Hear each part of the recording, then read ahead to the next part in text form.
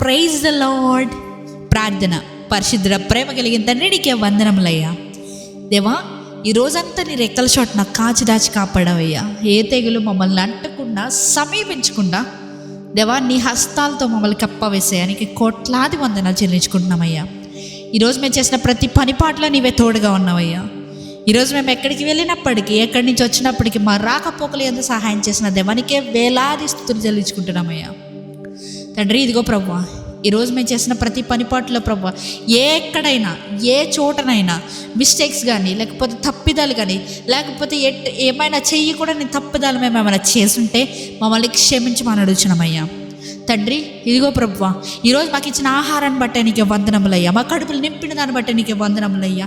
దేవా, ఈరోజు మేము కష్టపడ్డదానికి మాకు ప్రతిఫలం ఇచ్చిన దాన్ని బట్టే నీకు వందనములయ్యా. ఇంకా కష్టపడి మేము పని చేయడానికి మాకు మంచి జ్ఞానాన్ని, బలాన్ని ఇవ్వమని అడుగుచున్నాం ప్రభువా. దేవా, నువ్వు సామెతల్లో అన్నట్టుగా ప్రభువా తండ్రి, ఇదిగో జ్ఞానంతో చెప్పు, నువ్వు నా చెల్లెవని చెప్పు అన్నవయ్యా. అటు రీతిగా ప్రభువా, ఎవరెవరికైతే ఈ ప్రార్థనలు ఏకేపిస్తున్న స్త్రీ లేకపోతే పురుషుడు కానీ తన జీవితంలో లేని ఏదైతే జ్ఞానం ఉందో ప్రభువా, నీ చిత్తమైతే ప్రభువా వాళ్ళని జ్ఞానంతో నింపమని అడుగుతున్నామయ్యా.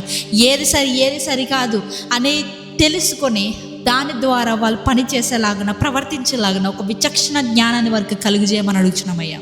తండ్రి, ఇదిగో ప్రభువా, ఎవరెవరైతే ఈరోజు బిజినెస్ డీల్స్ చేశారో, ఎవరెవరైతే ప్రభువా కొత్తగా బిజినెస్ స్టార్ట్ చేద్దామని ప్లాన్స్ వేస్తున్నారో దేవాని చిత్తమైతే ప్రభువా, పరిశుద్ధాత్మ దేవ నీవే వాళ్ళలోనికి వెళ్ళి తండ్రి ఎలా చేయాలో ఆ జర్నీ అంతట్లో నీవే తోడుగా ఉండమని అడుగుతున్నాం ప్రభువా.